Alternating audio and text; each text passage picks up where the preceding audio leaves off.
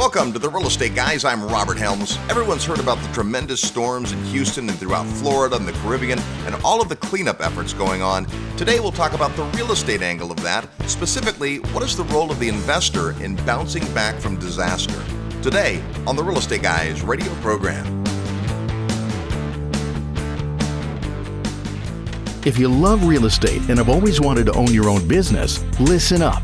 The Real Estate Guys and their panel of experts want to teach you how to go full-time fast in the real estate syndication business. These next few years may go down in history as one of the best times ever to acquire investment real estate. There are deals everywhere if you know where to look and how to assemble the resources. The Secrets of Successful Syndication seminar will show you how to make big money doing big deals from a team of experts that have syndicated projects totaling more than $1 billion. Don't wait for someone to give you a raise or create a job for you. Attend the Secrets of Successful Syndication and learn how to build a team, raise capital, find deals, and make full-time money in 6 months or less. Go to realestateguysradio.com and click on events. All the big players use syndication as a way to diversify risk, optimize profits, and earn big money. You can too. Go to realestateguysradio.com and click on events.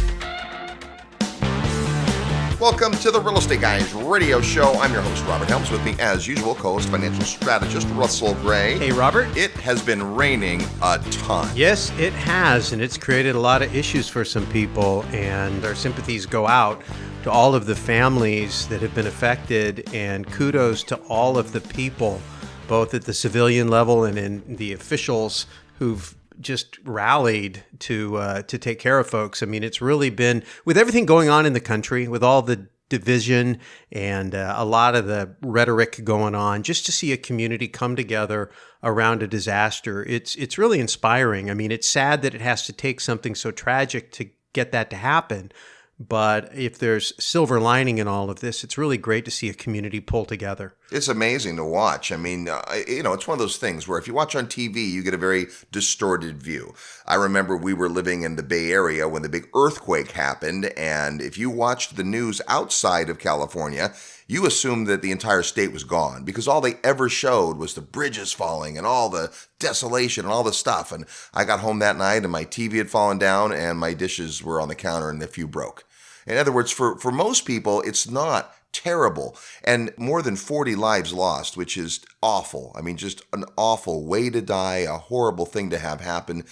In a city of 6.5 million people, that's a pretty low rate. I mean, that's pretty astonishing. Think about some of the third world countries where they lose 100 times that many people in their population. Oh, yeah, so like much Haiti less. and some of the other places. Oh, yeah. So, and again, you watch people rally. That's the most inspiring thing. There's a great line from the movie Starman, and he's talking about what he notices about people, right? It's not about America, it's about the world. And the thing about people is they're at their best when things are at their worst. Yeah. People do rally. And we wanted to leave some breathing room between the actual storms and all that and talking about this. But we started talking pretty early about, hey, how does a real estate investor help? I mean, obviously there's the immediate things you can do, but long term, here's what happens with any disaster. Think Katrina, right? For a week, it's in the news. And then people forget. They're on to the next thing. And yet not in that marketplace. In Houston, we saw all the devastation, all the freeways. We've got friends, we've got listeners in Houston. And of course, like everybody else, I reached out to my friends that live there. And without exception, they were all fine. It doesn't mean everybody was fine. And that's that skewed perception. But once the dust settles, they have a long road ahead. It's going to be years and years. And I think the focus of today's show is twofold. One, we need to prepare ourselves for all kinds of things that could go wrong in real estate investing. And this is an extreme. This is a 1,000-year storm, they're calling it. But still, stuff like this happens in Florida, happens in New Orleans, happens in Texas. So we need to think ahead and proactively. And the second thing is, what can we do? What is the role of the real estate investor in rebuilding a community? We saw it in Katrina, and there was a lot of opportunity there. But the opportunity isn't just fixing the houses that got flooded. There's a much bigger picture. Well, yeah. I mean, if you think about what happens, it creates all kinds of things. The first and most obvious thing is it creates a huge displacement of people. So these people all have to go someplace. Right. We saw it in Katrina. I remember we were doing some type of a road show. We were traveling, and we were all the way up in New York. And we got bumped out of a hotel in New York to make room for people who were being displaced in Louisiana. Right. So these people, it was 500,000 people, and they got spread out all over the place. And so that had an immediate impact in short-term places. The Superdome, for example, in Louisiana became a shelter, and hotels everywhere were maxed out. And then a little bit later after that, a lot of the local housing became an issue. And then a lot of housing got built in response to it. And we can talk a little bit about that. So there was just that immediate displacement. So that's one area. The second thing is, obviously, there's a huge amount of property damage. And so you've got a lot of homes and other types of buildings that are going to need to be rehabbed. Some of those are going to have insurance, and some of those are going to be taken care of by the owners. Some of them are total losses.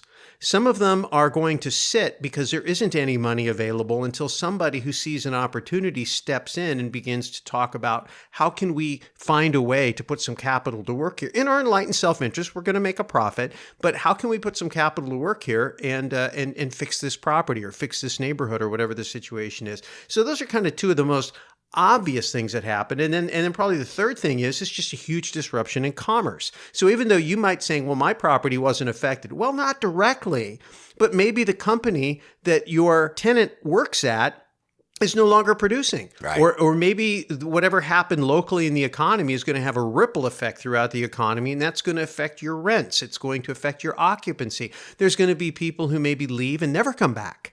There's just a lot of things to think about that we're going to talk about throughout the show. And of course, the flip side of every problem is an opportunity.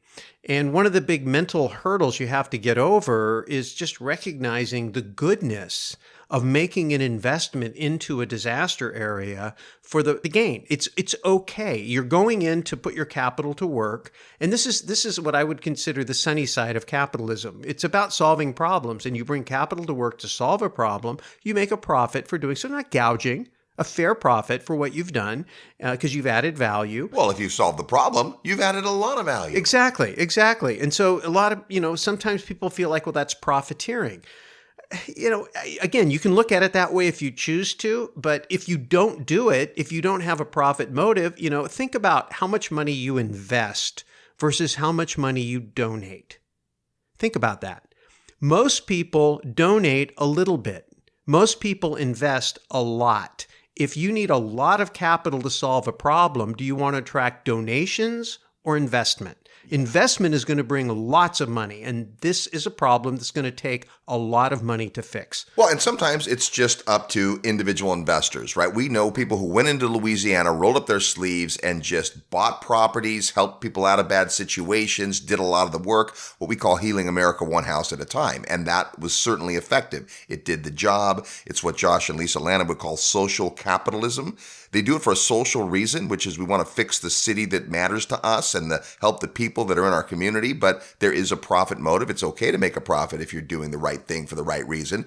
And then there's folks who focused on the other side, which is I'm going to attract the people that were living in Louisiana into these other places. And there were people building apartments and low-cost new homes, and mobile home parks were going up and all kinds of things. So there's an opportunity. What you have to decide as a real estate investor is, number one, are you interested? And number two, is there a place you can play that makes a lot of sense? Some people are scared to go back into the eye of the storm. I'm not sure I wanted to buy a lot of houses that were below sea level in Louisiana that got flooded. I'm not sure who decided to build a city below sea level, but at some point it was going to come home to roost, and it did. So big picture, back to the preventative side, is as I'm thinking about acquiring property, discipline yourself to ask those few remaining questions. We had a listener write in who had 2 homes in Houston with significant damage and didn't have flood insurance. Well, a lot of the damage was not insured because a flood zone is typically a map reading of the likelihood of floods within a 100-year period. We call it the 100-year flood zone, meaning that chances are within 100 years, this area is going to flood. And if you're in an area like that, then you're often able to get flood insurance at a premium. I mean, it costs something. And so having gone through this with investors, it's like, well, wow, this house is $20,000 less than a similar house just a few blocks away. Yeah, but it's in a flood zone. And as long as you get flood insurance and you do the math, that may make sense. But a map isn't exact. There are areas flooded right now in Houston that weren't in the 100-year flood zone. And yet they're calling this a 1,000-year storm, meaning a storm of this magnitude isn't likely to hit in even 100 years. And so there's no way that you can totally absolve yourself from any chance of getting in a flood unless you really think through that, right? One of our friends lives in a very nice area of Houston that is up in the hill country a little bit, and they were never in danger of being flooded. Now, that doesn't mean they're not impacted, to your point, because their freeway was covered in water for a couple of days, the grocery store lines, all that kind of stuff. Now, just a quick aside there. Up in Dallas, just 4 hours away from Houston, you may remember this in the news, there was a day or two when there was no gas available. Right. There were 20 or 30 or 40 gas stations in an area, and what happened was not what the news reported. Now, I don't want to get in the whole fake news argument, but there was a local website. We'll just call it mistaken news. Yeah, there was a local news source, and they basically said, well, due to the refinery shutdown, there's not gas available in many metro and in the Metroplex area of Dallas, gas stations. Well, as soon as that news article came out, it was a half a dozen gas stations that had just hit their allotment for the day, and people assumed it was because of the refinery issues in Houston. So guess what happened? A mad dash. All of a sudden, people were just in line to get gas, and then they did deplete the gas reserves. And this article came out from one of the local news stations that says because of the refinery close downs, there's no gas in Dallas.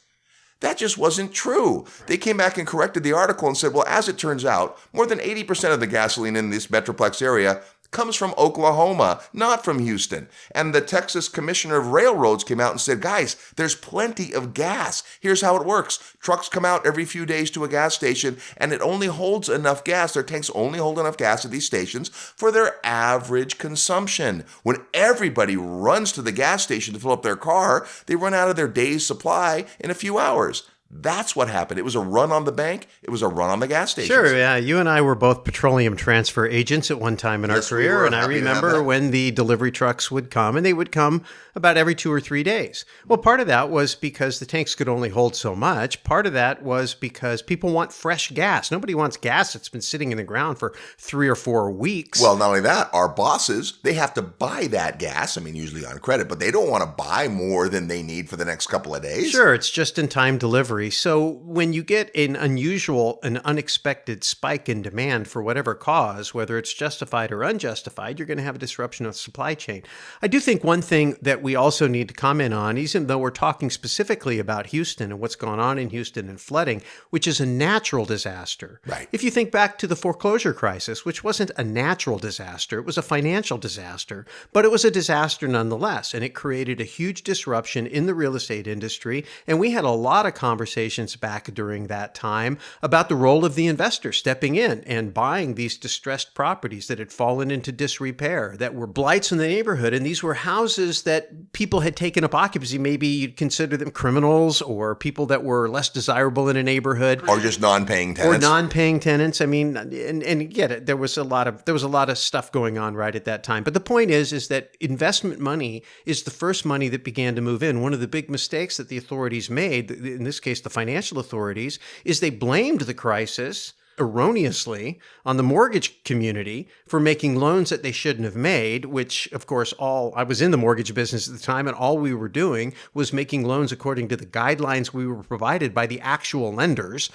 so we were just in the distribution chain. But at any rate, they blamed that. And so what they did is they changed the guidelines, made it more difficult for investors to get loans, and it slowed down the healing process. Of course it did. The people that come in and rescue this kind of situation are capitalists, investors, one house at a time. And I remember that period very distinctly. We interviewed a lot of those folks who were out there healing America one house at a time because America needed healing. And the process was slowed because the very oxygen they needed, the capital to do the work, was slowed.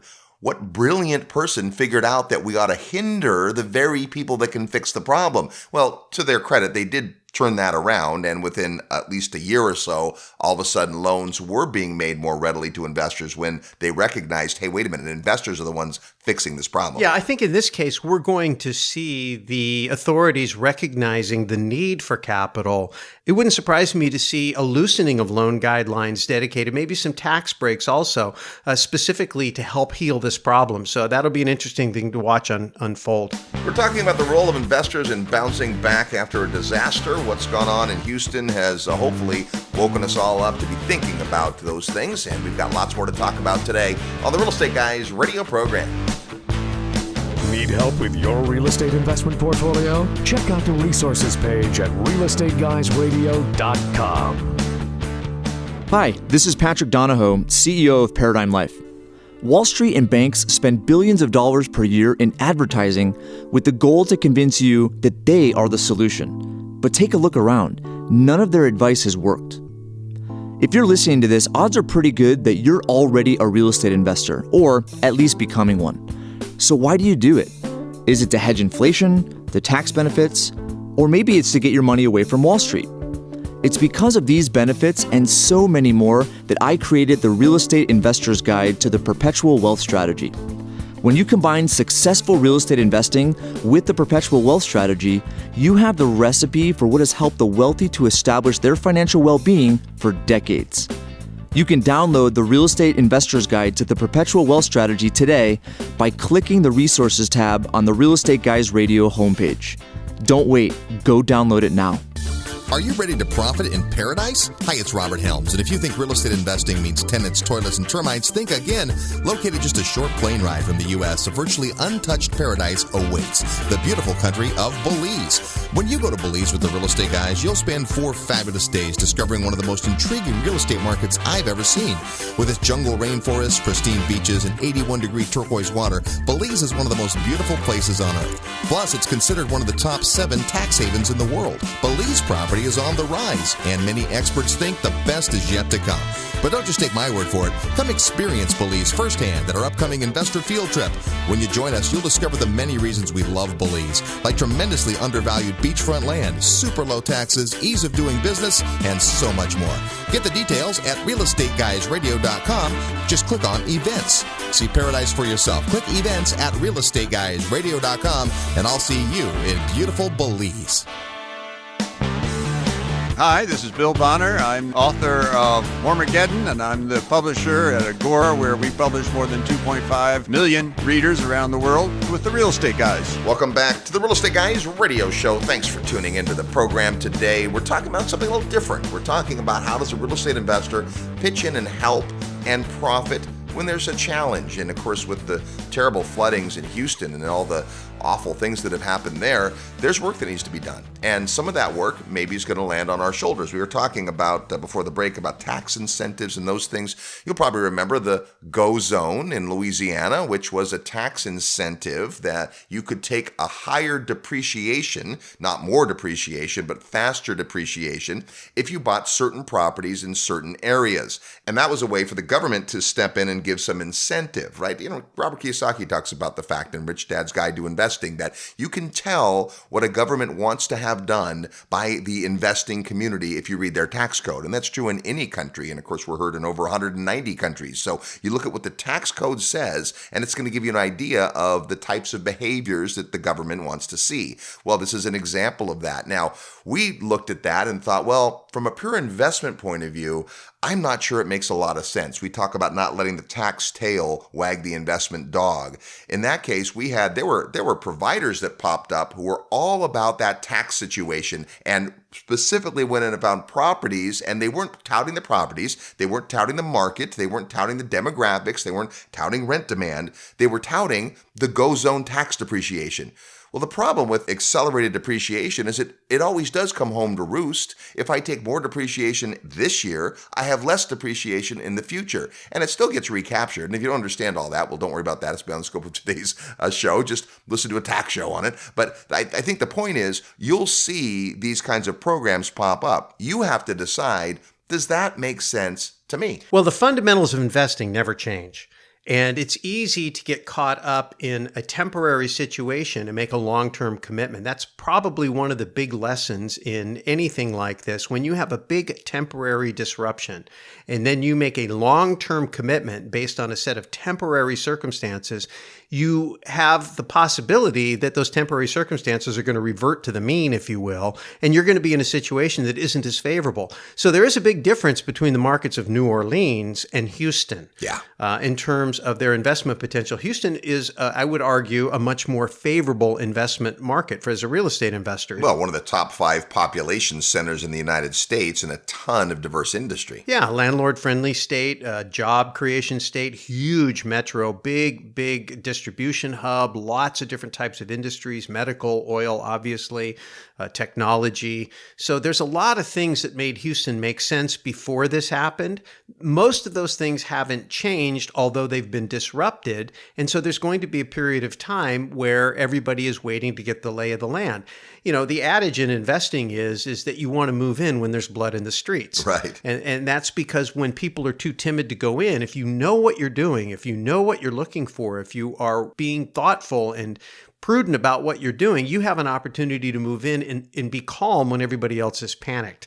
And so we're not necessarily saying everybody should rush into Houston, but it is definitely worth taking a look at because it was a great market before. It's probably going to be a great market again, but we've got this temporary situation which could create some opportunity. And again, it wouldn't surprise me to see loan programs and tax incentives come along that are going to make it easier for you to get involved in helping to heal this community. Many of the neighborhoods that got hit the worst were rental neighborhoods, were places where the vast majority of occupants rented their homes, which means that the damage happened to real estate investors. And again, we've been close to many of those investors. And if you have insurance, that's great, but it's still a process. Just because someone else is going to pick up the cost after your deductible doesn't mean that the vibrancy in the market comes back the first day the sun is out. It's going to take a while. And there's lots of houses on the street. And if someone didn't have flood insurance, right, there's going to be those blighted areas and all of that. And it will take some time to shake out, right? Some investors are going to try to hang on for a little while, like the email we got from the investor who bought relatively new rental homes a few years ago,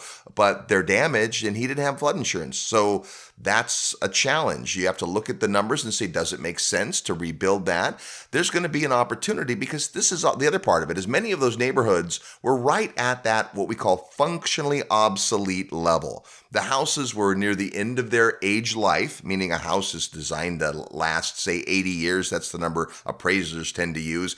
80 years. Well, we all have seen houses that are 200 years old, and we've all seen houses cave in at 50 years old, but they're getting near the end of their age life expectancy. And so there could be a great opportunity to come in and completely redevelop big sections of the neighborhood. Yeah, and that's a great point, because if you think about it, when you go into an area and gentrification begins to occur, meaning the area is starting to turn to the positive, it's starting to be upgraded, it's usually one property at a time. Very seldom does an entire area get completely rehabbed all at once. I mean, it wouldn't surprise me in Houston, as this thing is rebuilt, that entire neighborhoods completely change their complexion. Because you go from a neighborhood, to your point, Robert, that was a bunch of old tired houses that are the back end of their useful life, and now the entire neighborhood is completely rehabbed with brand new, fresh houses, that have all been upgraded.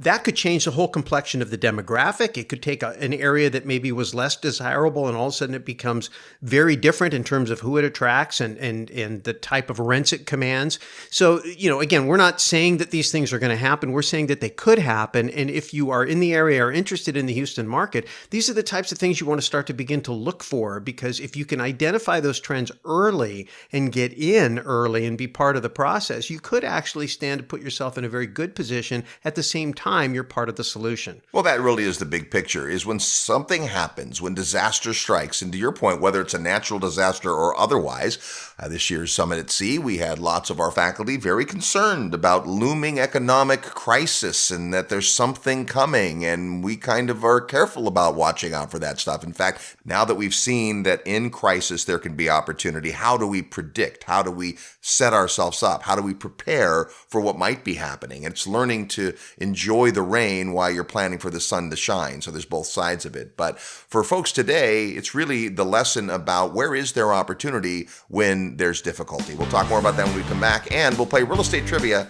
next. You're tuned to the Real Estate Guys radio program. I'm your host, Robert Helms. Live nationwide, you're listening to the Real Estate Guys. Find out more at realestateguysradio.com. This portion of the Real Estate Guys radio program is brought to you by International Coffee Farms, where you can own a parcel of land in your very own specialty coffee farm in Panama for as little as $15,000. Here's how it works. Deeded half-acre parcels entitled Specialty Coffee Farms in Boquete, Panama are turnkey managed professionally on your behalf by a team of local experts.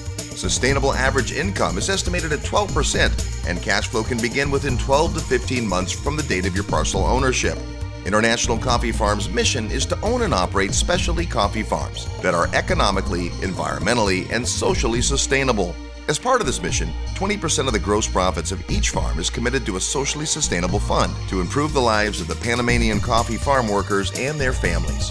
International Coffee Farms currently owns and operates 9 specialty coffee farms with half-acre parcels available for immediate ownership. To find out how you can become a coffee farm owner in Boquete, Panama, email coffee@realestateguysradio.com. That's coffee@realestateguysradio.com. Ranked by Forbes as one of the fastest growing cities, Orlando, Florida has a big and diverse economy, yet still features affordable rental properties that cash flow. Our boots on the ground turnkey provider Greg Bond at Greater Orlando Homebuyers can show you how to start generating cash flow today. He just wrote a special report to help you discover the magical market of Orlando. Request your free copy today. Send an email to orlando@realestateguysradio.com. That's orlando@realestateguysradio.com. Hi, this is Kendra Todd, winner of The Apprentice, and you're listening to The Real Estate Guys.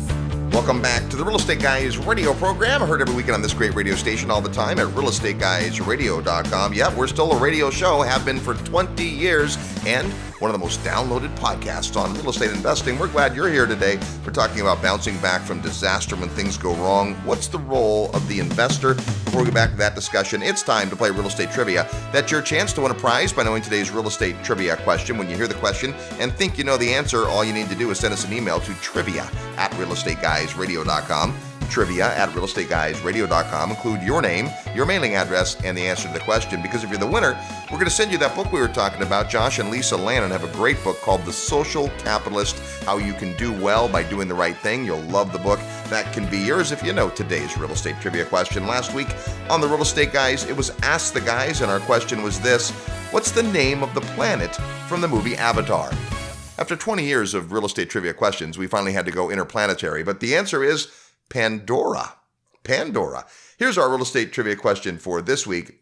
Houston is home to the second largest concentration of Fortune 1000 companies in the United States. A lot of companies headquartered in Houston, and the second most number of Fortune 500 companies. What city is number 1?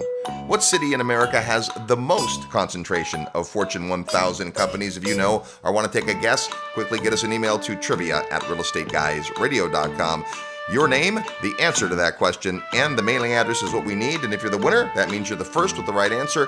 You're going to get a copy of Josh and Lisa Lannon's great book, The Social Capitalist. That's today's real estate trivia question.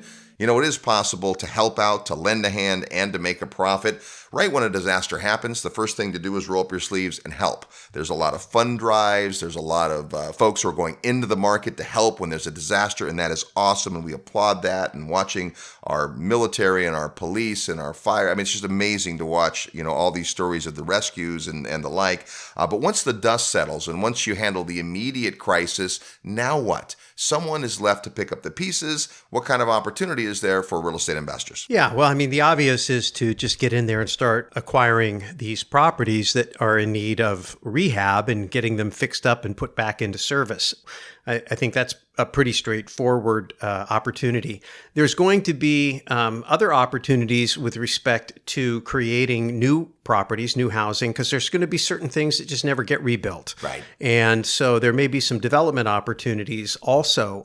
Sometimes that can be a little bit challenging because the prices are depressed depending on the cost to build, but that's where some of these incentives come in, because it may be possible to build when you normally wouldn't be able to build because there's a lot of government and banking incentives, tax incentives to get these things done. So there's going to be some of those types of opportunities. You know, let's stop there for a minute, because banking incentives is interesting. We think, well, the big banks and all these national level stuff and state level stuff. But many times the community banks, the small banks that operate in those communities are a great place because they understand. And generally community banks like to invest in the very community that they serve. And today there's a lot of small community banks in Texas and specifically Houston. So you think, well, I don't know how much capital is out there. I bet there's a lot. I think you're going to find there's a lot. And I also think that in the world of crowdfunding and in the world of being able to do private placements, we talk syndication all the time, there's going to be opportunities to create funds to go in there and do things on a larger scale. When we talk about syndication, raising money to do something, that's usually because I don't have enough money myself. I don't have enough credit worthiness myself. And I have a big appetite of a thing I could go do. Well, when you do that, you have to have a story, a compelling story. Ken McElroy talks about that. What better story than this story? There's this opportunity to help, and it really is needed in the marketplace, and it really is needed in the neighborhoods. So this could be a very compelling story to go raise money around. Yeah, absolutely. I mean, I did that once. I was part of a nonprofit organization, and we had a need. We had been renting for 25 years, and rents had continued to escalate to the point where over 50% of the revenue generated by donors was going to the landlord. Ouch. And I became the treasurer, and I looked at that, and I said, well, this is ridiculous. How can we look at our donors in good conscience who think that they're donating to the work of the charity. And in fact, what they're really doing is making the landlord rich. We need to own property. Well, of course, the folks that were there weren't real estate investors. And so they didn't quite understand how you could do that when you really didn't have credit. You didn't have that much money in the bank. I said, yes, but we've got a big network of people that care about what we do. And if we go to them, instead of asking them to make a donation where we're going to get a small percentage of their wealth, let's give them the opportunity to put a big chunk of their wealth to work in something that's going to pay them a return, but also give them a social benefit, a feel-good benefit. The idea that their money is going to more than just making them more money, it's going to a good cause. And so we put together a limited liability company. We held a meeting. We explained what we were doing. We showed them the math. And people ponied up and we bought the building and it worked out just fine. And so that was the same thing we're talking about on a smaller scale, but it could be done on any size scale you want. You could go in and buy entire neighborhoods, apartment buildings, shopping centers, whatever it is that you feel that the opportunity is there where it's going to make a difference in the community. And then you marry that to working with a community bank, picking up maybe some tax incentives that either are produced locally. I mean, the IRS came out right away when this happened and said, hey, tax abatement for everybody in the area that's affected because, they know that the money needs to go to work right there in the community. And who needs it? The people who are affected in the community. So it was a great feel-good thing. I mean, if I'm Wells Fargo Bank with everything going on in the news with Wells Fargo, I mean, if I was like in their business strategy, marketing, PR place, I would be in there creating some really favorable loan programs to help the community get back on its feet to kind of swing that thing the other way. So be looking for those kind of things. Be paying attention to those kind of things and recognize that you can aggregate capital and go in there and have an opportunity to do something as a syndicator as well. A few weeks ago, we had Shark Kevin Harrington on the program making the case for entrepreneurism and the fact that there is opportunity. What entrepreneurs do is they look for a market need and figure out a way to profitably solve it. And that's what we're talking about. Now, you could develop an entire investment philosophy around healing disasters, and maybe there's an opportunity there. We're not taking it to that extreme today. What we're trying to do is wake folks up to say, when there's a problem, don't just complain about the problem, look for opportunity. And then where we'll transition here in a minute is, how do we be prepared for these kinds of eventualities and make sure that we're thinking ahead, not just reacting? So, you think about it, when there is an individual family or person who falls into financial distress, just all by themselves, maybe through their own fault, maybe through no fault of their own. Somebody gets sick, they have a crisis in their personal life, whatever reason, and they fall into distress. And now the property that they own is in distress and they can't maintain it. It becomes a blight on the neighborhood.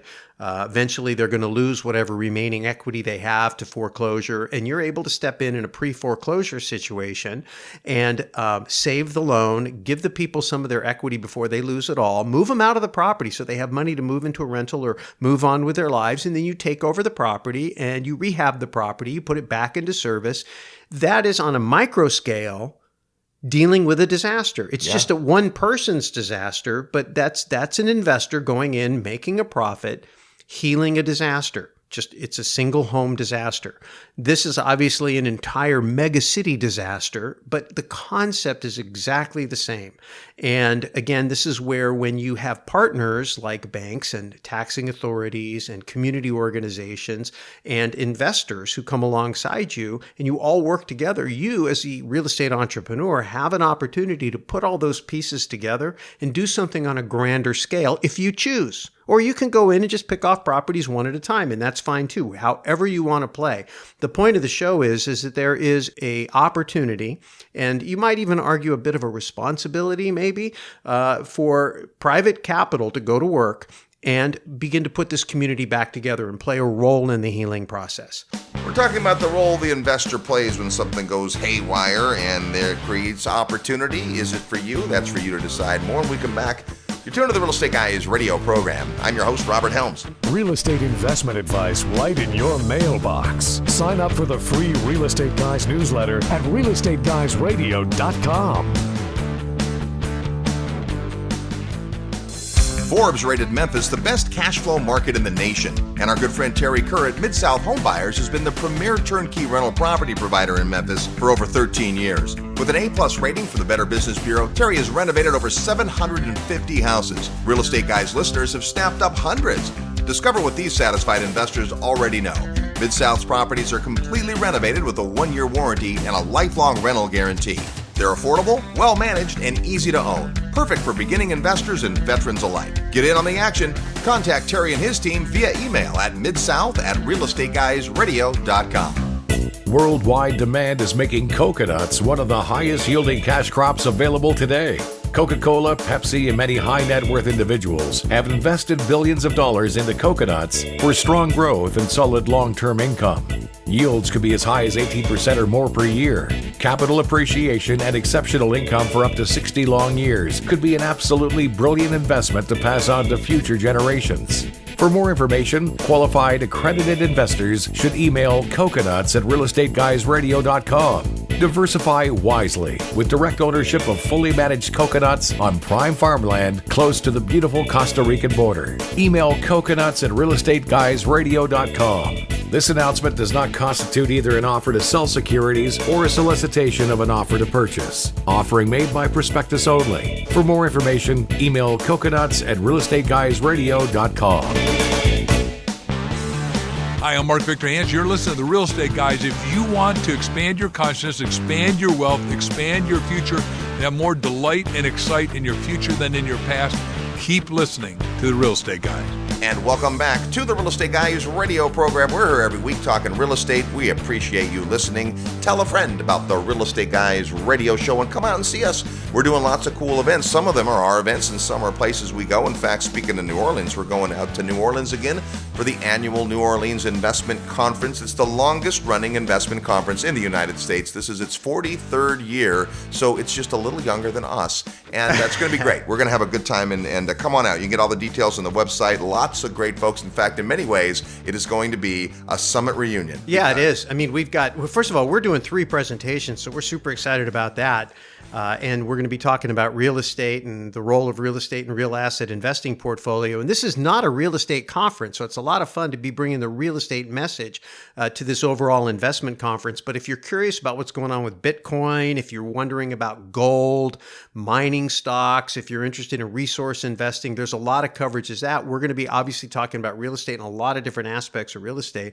But one of the other things that's cool about this is Brian London, who's the promoter of the conference, came on our last investor summit at sea. He's been to the last 2, but this one he got on the ship, spent the week with us, and there he met Robert Kiyosaki. He met Simon Black from Sovereign Man. He met Chris Martenson and Adam Taggart from Peak Prosperity. And all 3 or 4 of those people are going to be speaking at the New Orleans Investment Conference. So yeah, it's definitely going to be a Summit at Sea style reunion. And you know what we're going to do? We're going to do a really cool thing. We've rented a hospitality suite, and if you go to our website under the events tab and look for the New Orleans Investment Conference and register for the conference, and then send us an email to neworleansparty@realestateguysradio.com, we'll invite you to come to our hospitality suite, and we're going to invite some of these folks.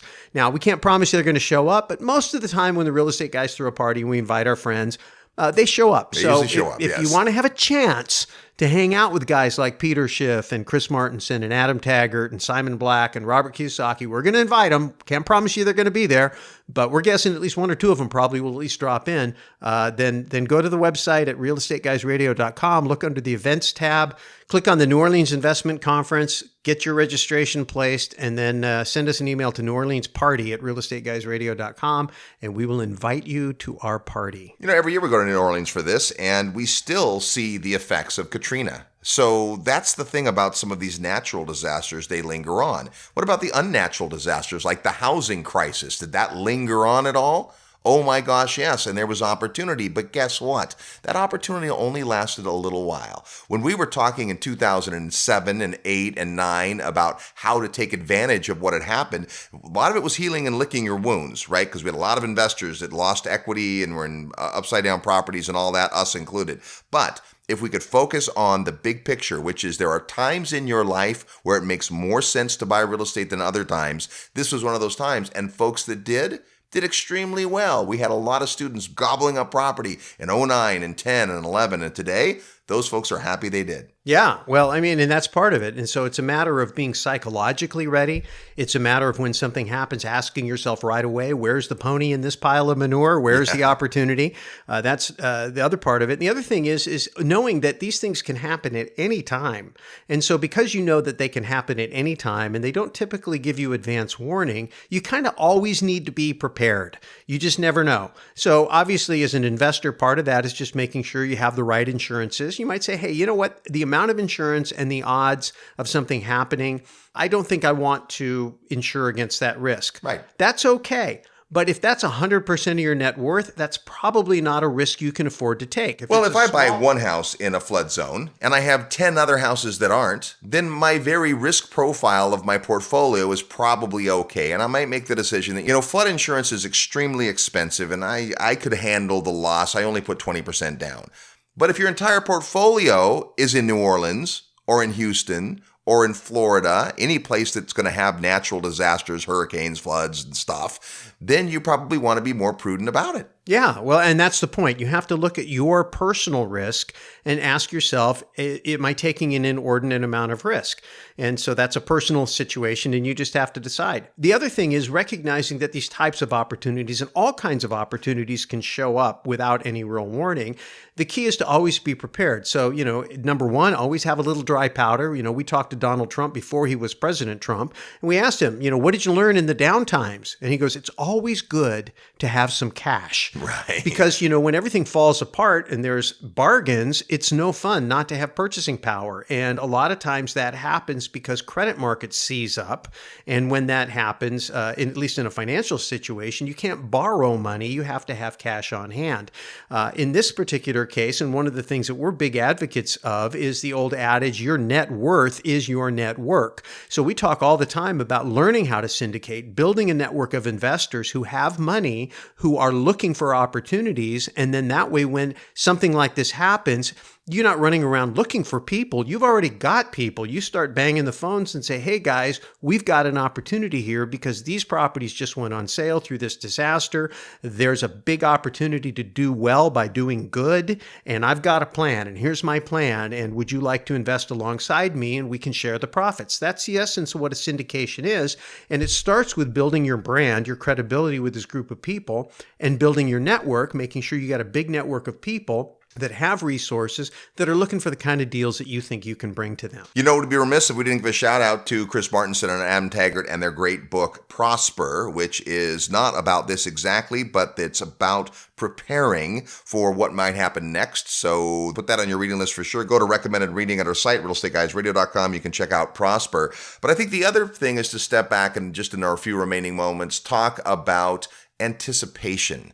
Boy Scouts' motto is be prepared. Les Brown says it's better to be prepared and not have an opportunity than to have an opportunity and not be prepared. This is not the last disaster you're going to have in your investing career. And how do we proactively think about this stuff? One is dry powder, one is building your network. But the other thing is just be prudent in your investing. When the sun is shining, no one pays attention to the roof. When it's raining, that's when you discover where the leaks are. And so as you're choosing your markets, and within your markets, as you're choosing your neighborhoods, and within your neighborhoods, as you're choosing product type, be thinking about the worst case scenario.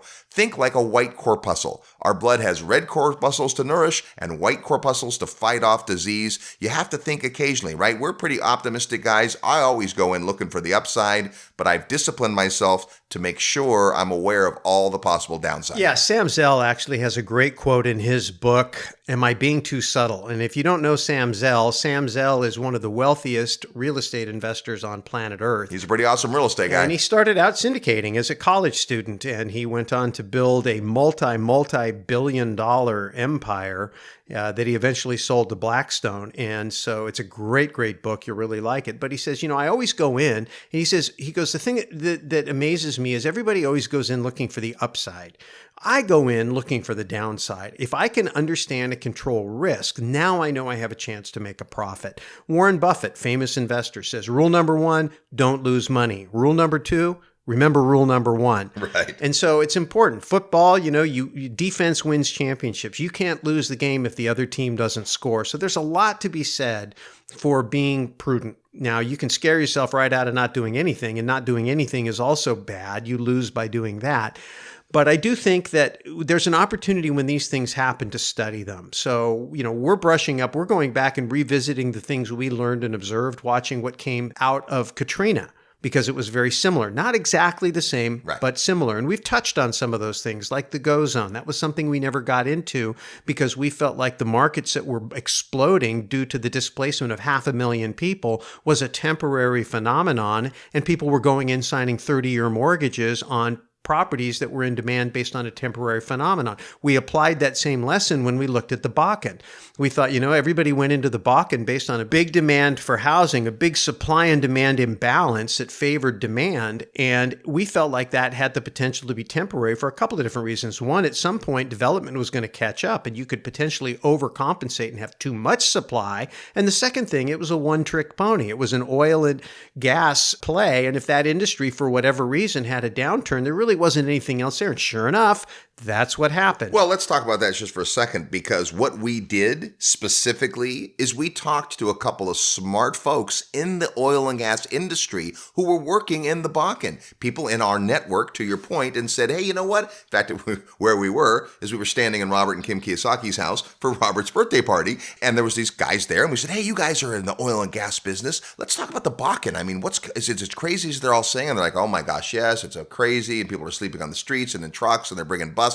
And we talked about the real estate play, and you specifically asked their attorney, now, are these long-term jobs that are being created, or are they short-term jobs? And his answer was the vast majority short-term jobs. Yeah, so there was the work of erecting the rigs and getting all the infrastructure in place. And once that work was done, those jobs were done. And now it was just a matter of maintaining. And so, it was just, again, you got to ask the right questions. And I'm not saying that people didn't make money. They did. But the people who made money were the people who went in, built something, sold it to somebody, the takeout buyer for the long term, and walked out.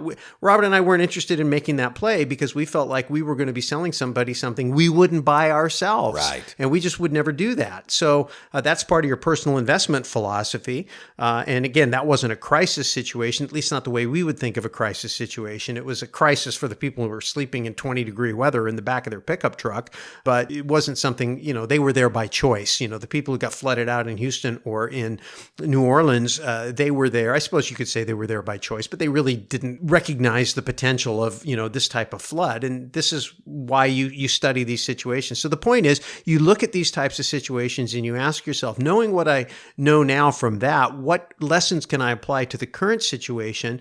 And then you begin to watch for affirmation from other people. Now, the thing about watching for affirmation, it's great to have a thesis validated by other smart people, but if you wait too long, the opportunity comes and goes. If you wait for a market to prove itself, the opportunity is done. The reason investors make money is they move in when there's still a fair amount of uncertainty. You're being compensated for taking that risk. It's got to be a calculated risk, and you have to have done your homework. And that's where it's great to have a network of great advisors, experienced people.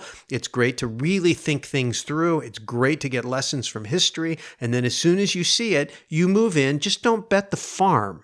Don't bet the farm on any one deal or any one opportunity, or really, I would say even any one market. Our hearts go out to the families that were affected by the tragedy in Houston, and kudos to the real estate investors that are now going to step up and help heal that city. Hey, next week on the show, we have a fascinating guest who's going to talk about a topic we hardly ever talk about, and you're going to dig it. And in a few weeks, we're going to talk about how do we really prepare for an impending black swan event or a difficult change in the financial situation or an economic collapse. Not that any of that's coming anytime soon, but I think this week we've learned that we can't always expect when disaster hits. It's always better to be prepared. Until next week, go out and make some equity happen. This episode of the Real Estate Guys radio show is brought to you by Paradigm Life. Powerful cash management strategies using life insurance. Learn more at beyourbank.com. Mid-South Home Buyers. Low-cost, turnkey cash flow properties in Memphis, Tennessee. Corporate Direct. Asset protection strategies for real estate investors from attorney and rich dad advisor Garrett Sutton. Find these and other great companies under the Resources tab at realestateguysradio.com. To learn how you can expose your product or service to the Real Estate Guys audience, call 888-489-7723 extension 4. That's 888-489-7723 extension 4. Or use the feedback page at realestateguysradio.com. Thanks for listening, and we'll see you next week right here on the Real Estate Guys Radio Show.